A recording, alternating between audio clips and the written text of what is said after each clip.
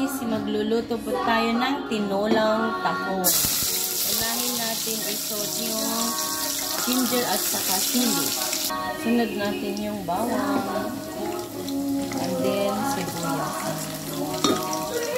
So, lagay na natin yung kamatis. Mitos lang natin.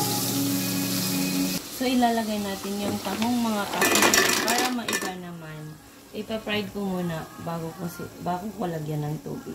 Maglalagay ako ng 2 kutsarang fish sauce. Yun na yung pinaka pampalasa natin. Titakman na lang natin mamaya.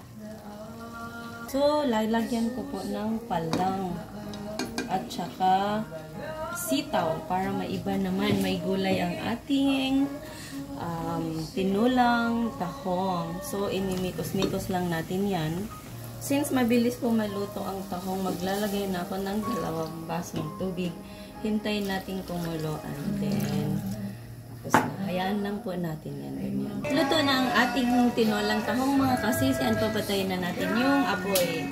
Idadagdag ko yung malunggay. Titikman natin mga kasisi. Luto na ang ating tahong.